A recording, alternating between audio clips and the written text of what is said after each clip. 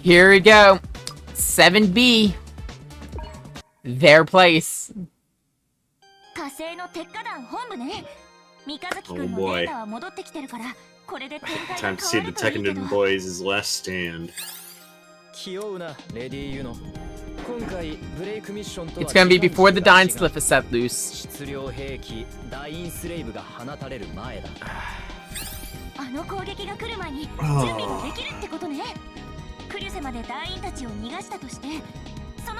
No one tell her, please. Oh, Juno. Okay, I want to talk about something really quick. With they're kind of gonna bring it up here. Orga went into Curious with a couple other members of Tekkadan. They were basically, you know, negotiating a way to get out of this fucking mess. Yeah. Which was they need to get Arbrow, they're given new identities, and they lay low. They were, yeah, they can move on and have new lives outside of the war. Mika probably would have just went right back into it, though. Actually, Mika wanted out for a while. Mika's whole goal after everything was said and done, he wanted to run a farm. I mean, granted, because of how he was, I don't think he'd ever be able to live outside the battlefield. Yeah. But it's an institution. As Orga makes, after he made the arrangements and he was on his way back to Tekkadan HQ, Orga Itsuki was assassinated. A lot of people call bullshit on how Orga dies. It's like, oh, why it was unprepared, blah blah blah. A car literally pulls out and men jump out and gun them down. Like, you hear the wheels screech before the first gunshot. Not really much you can do at that point. And he took, instead of, you know, firing back, he actually went to protect a younger member's life, taking a lot more bullets. He still gave as good as he got. He took a few out.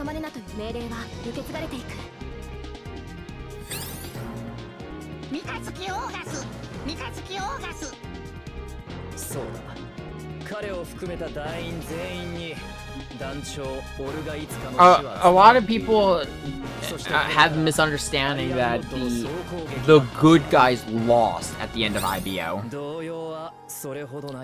Not realizing that the whole point of the ending of IBO is there is no good or bad guys. Actually, that's kind of the point of Gundam as a whole.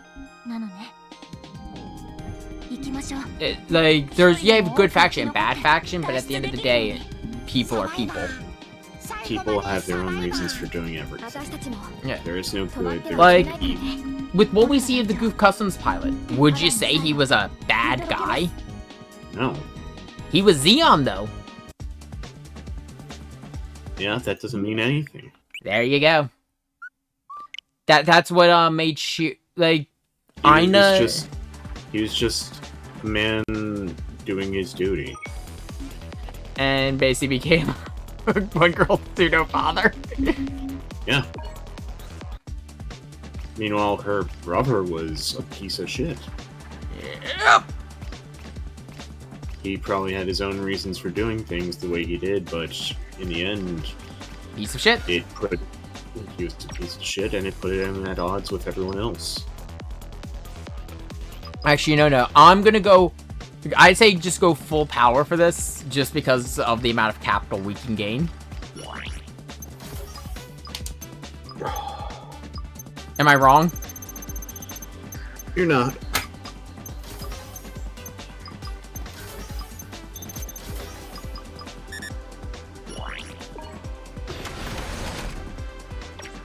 This is honestly my favorite level for grinding capital.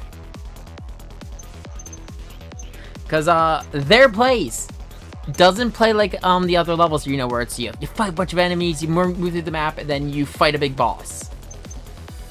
It's a Dynasty Warriors level. It's just keep killing. So good, I love it. Keep fighting until you can't fight anymore. Which, yeah, that was the final battle of IBO.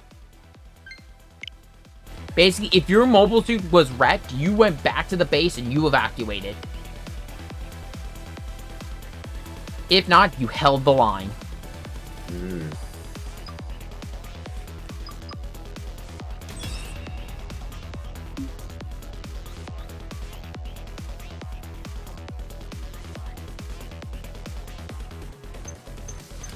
I will say I am still curious about what we're going to see from Witch of Mercury.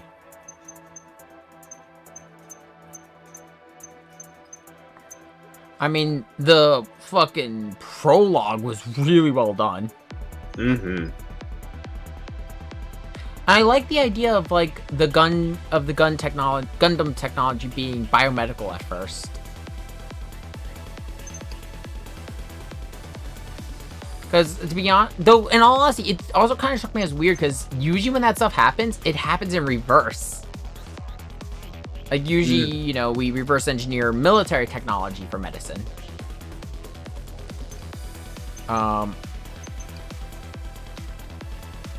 But this time they did the opposite.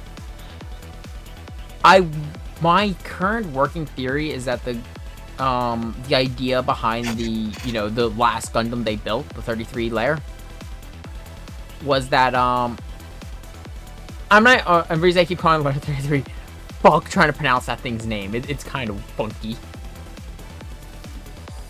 My current theory is that, maybe the scientist is trying to make, like, you know, a pseudo-Fennec where it'll hold our consciousness. Since, you know, though, we know currently, with our level of understanding, our bodies can't stand being in space too long. Yeah. Bone deterioration. So the theory that was presented about, you know, the prosthetics and the gun technology for, you know, the exo parts is not wrong. It's a solid theory. If we could get to that level of prosthetics. Yeah. Obviously, some people are going to be like, getting into how it becomes transhumanism, but at the same time, that might be what humanity needs to evolve. I could see that. I don't think they're gonna cover that with Witch of Mercury just because that was kind of more of a thing in IBO.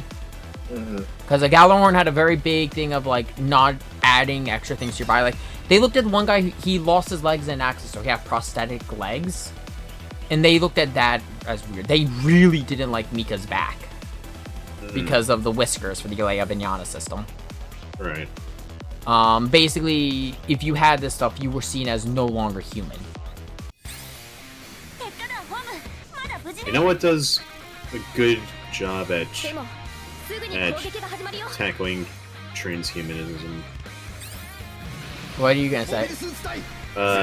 Gargantua. Oh yeah, no, I've only watched that once. I remember when I went to watch it, and I just kept telling you about it. Yeah, no, I remember you're telling me about it, I'm like, I know this one. And then it occurred to me, I'm like, oh, it's the one with water. I watched it once It's Waterworld. With Mecha. In 2001: A Space Odyssey. I watched it once on Netflix, like with Connor, back when I was in high school. So, yeah, my memory on it's really fucking fuzzy. Has Gargantua ever been in Super Robot Wars?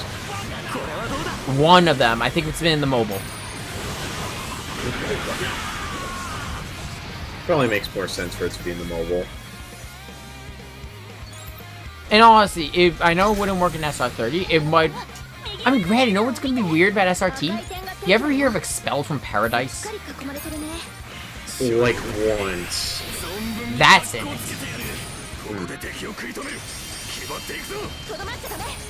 And it kinda works.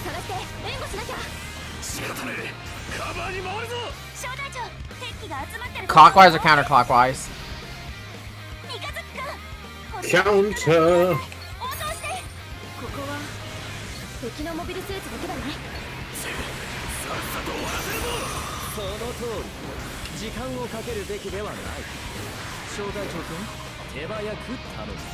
I mean, I will say this is pretty accurate to how the odds go for Tekkanen at the end, and Gotta give them props. They give them hell. Mm-hmm. They give back as much as was taken.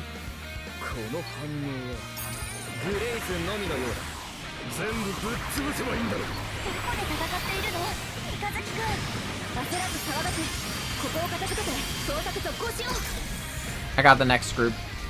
Mm-hmm.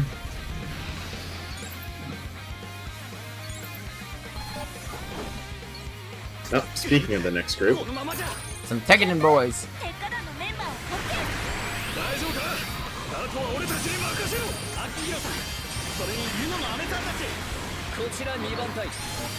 I unfortunately got stuck between two of them.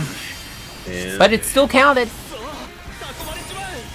As all of them, so you know what? Fuck it, don't complain. I'll be honest, I kind of like the Shiden. The red one from Tekken. I might... Oh, there it is. I might do a custom paint for that model. I don't know yet. I'm trying to figure out what my next paint's gonna be after the cursed project is done. I regret nothing.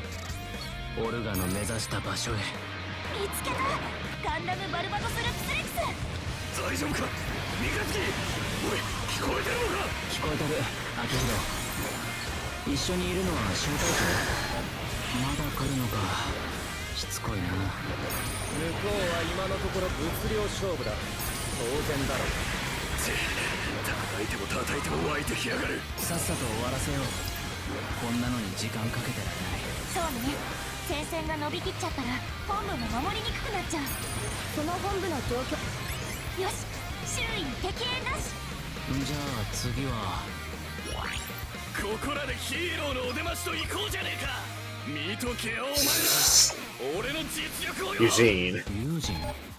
Gotta give him props.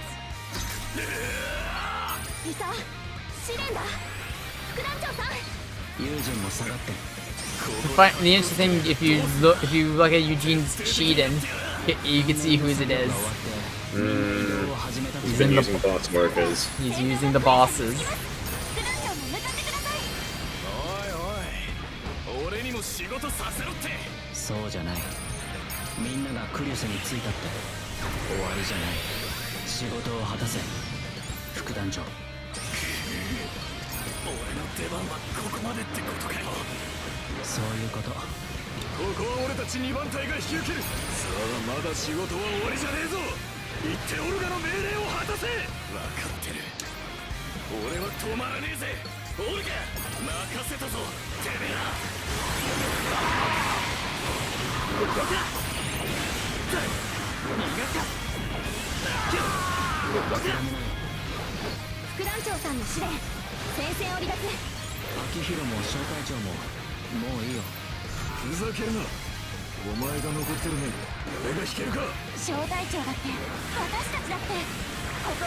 Who wants to die?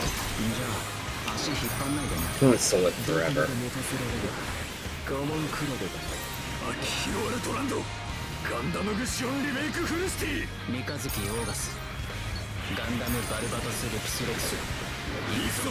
It's the only time he actually calls it by its full name. Sorry to disappoint everyone, but the situation's changed. Bullshit! No! No! We want to say our MS!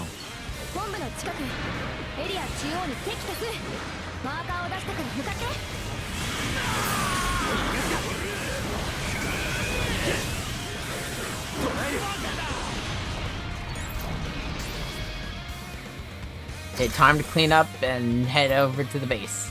To be honest, having auto guard has been a tremendous boon. I might turn auto guard back on. I don't know. I kind of like. I got a really good auto guard part, so there's that. I just right now have everything just to jack my melee stat. Just so I can punch through everything.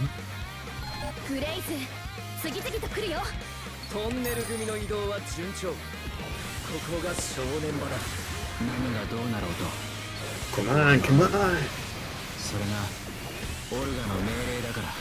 隊員みんなが言ってる団長の命令って前にオルガが言ってた。たどり着いた場所でみんなでバカ笑いしたいって。オルガはもういなくなった。けど俺の中にオルガの言葉がまだ生きている。オルガの気合の入れ時だ。一気にやるぞ。みんながクリュスにたどり着くまではね。ああ、そうだ。ここは引くわけにはいかねえんだよ。あともう少しよ。乗り切ったら私たちも脱出を。じゃあそろそろ終わりにしようか。そうだね、終わりにしよう、この戦いで。さらに敵層へグレイズが来てるよ。アキヒロ、後ろは任せた。俺は前で敵を叩く。撃ち抜かれ、切り刻まれ、挟まれてえ敵はこっちに来い。なんだよ、こいつら化け物じゃねえか。相手もタジタジよ。一気に押し返していきましょう。なんか当たりが弱くなったな。残っている鉄火団の戦力は我々だけだ。無理もあるまい。勝ち戦で死にてえやつはいねえだろうよ。そういうもんか。でも生き残れば私たちの勝ちでしょ。 We survive, we win. 家族が待ってるんだ。本部から連絡。副団長さんも残ってた整備班全員を連れて無事にトンネルに入ったよ。つまり静止通りということだ。 Here we go. なんだ、どうなってやがる。 Just when I was about to launch one last special.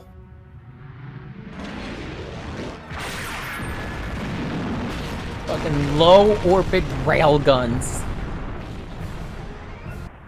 暗い。これ死んだのかな。でも俺はこの場所を知ってる。そうだ、これはあの時の俺が生まれた時の記憶。俺の命はオルガにもらった。ならそうだ、決まってる。 And from there, Mika goes and tears house. After that fight, Barbatos is missing an arm. Half the plates are damaged. Gusion's missing an arm and has one of the railgun shots straight through it.